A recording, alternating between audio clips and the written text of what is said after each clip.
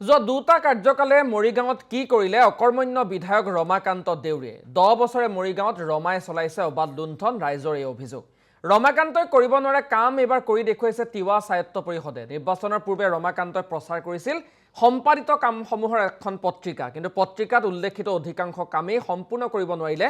ৰমাকান্তই এই সন্দৰ্ভত আমাক অধিক জনাব আমাৰ সতীৰ্থ সাংবাদিক মুস্তাফা সেলিম আহমেদে নিৰ্বাচন আহিলে দেখা যায় যে বিভিন্ন সময়ত যি উন্নয়নমূলক আঁচনিৰ যি আধাৰশিলা স্থাপন কৰা হয় আৰু মই এই মুহূৰ্তত উপস্থিত আছোঁ মৰিগাঁও বিধানসভা সমষ্টিৰ এটি উল্লেখযোগ্য ঠাই হ'ল যি বটদ্ৰৱাৰ গাতে লাগি থকা গাখোজোৱা গাঁও আৰু গাখোজোৱা গাঁৱত ইতিমধ্যে দেখা গৈছে মৰিগাঁও যি তিৱা সাহিত্য পৰিষদৰ মুখ্য কাৰ্যবাহী বিষয়া জীৱন চন্দ্ৰ কোঁৱৰ ডাঙৰীয়া ইতিমধ্যে কেইবাখনো আধাৰশিলা স্থাপন কৰিছে আৰু নিৰ্বাচনৰ প্ৰাক মুহূৰ্তত আধাৰশিলা স্থাপন কৰিছে আচলতে যি নিৰ্বাচনী কৌশল নেকি সেয়া জানিবলৈ আমি তেখেতক পোনে পোনে মন্তব্য ল'বলৈ চেষ্টা কৰিম কি ক'ব নিৰ্বাচন আহিলে দেখা যায় যে সকলোৱে আধাৰশিলা স্থাপন কৰে আপুনিও আধাৰশিলা স্থাপন কৰি আছে এয়া কি তেনে নিৰ্বাচনী টোপ নে কি ক'ব তিৱা সাহিত্য পৰিষদৰ 25-26 বৰ্ষৰ আবণ্টিত পুঁজিৰে আমি বিভিন্ন সমষ্টিত আধাৰশিলা স্থাপন কৰিছোঁ আজি বৰশিলা সমষ্টিত চম্পেশ্বৰ বৰদলৈৰ সহযোগত ৰাইজৰ সহযোগত আমি আধাৰশিলা স্থাপন ইতিমধ্যে কৰিছোঁ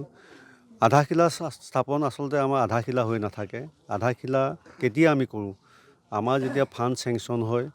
অৰ্ডাৰবিলাক যেতিয়া ওলায় তাৰপিছতহে আমি আধাৰশিলা কৰোঁ গতিকে আগতেই কোনোবাই যদি আধাৰশিলা কৰিছে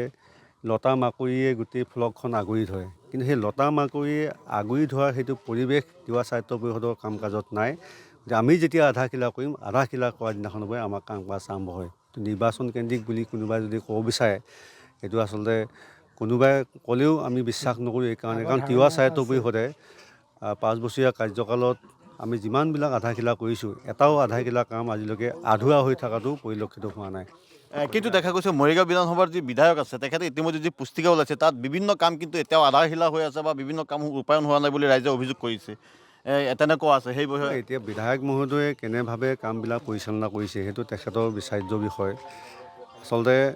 পুস্তিকাখন উলিওৱাৰ পিছত আপোনালোকৰ মিডিয়াৰ জৰিয়তে আমি দেখিবলৈ পাইছোঁ বিভিন্ন ঠাইত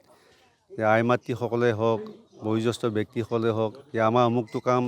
ধৰা বুলি গম পাইছিলোঁ কিন্তু আজিলৈকে কামখিনি নহ'ল কিন্তু পুস্তিকাখনত সেই কামটো জল পটকৈ আছে এনেধৰণৰ বিভিন্ন ঠাইত পুস্তিকাখন পোৱাৰ পিছত এই ঘটনাটো পুনৰাবৃত্তি হৈছে আপোনালোকৰ মিডিয়াৰ জৰিয়তে সেইখিনি আমি দেখিবলৈ পাইছোঁ গতিকে মই আশা কৰিম অনাগত দিনত এনে ঘটনা পুনৰাবৃত্তি নহওক কাৰণ ৰাইজে বহু আশা কৰি আমাক প্ৰতিনিধি হিচাপে নিৰ্বাচিত কৰে কাৰণ অসমৰ মাননীয় মুখ্যমন্ত্ৰী ডক্টৰ হিমন্ত বিশ্ব শৰ্মা ডাঙৰীয়াই যিবিলাক আধ্যাত্মিক অনুষ্ঠান সমগ্ৰ অসমত যিবিলাক আধ্যাত্মিক অনুষ্ঠান সেই আধ্যাত্মিক অনুষ্ঠানবিলাক সৰ্বাংগ সুন্দৰ কৰি দিয়াৰ কাৰণে তেখেতে যি ব্যৱস্থা গ্ৰহণ কৰিছিলে তাৰে ফলশ্ৰুতিত অসম দৰ্পণ নামেৰে এটা আঁচনি গ্ৰহণ কৰিছিলে আৰু সেই অসম দৰ্পণ আঁচনি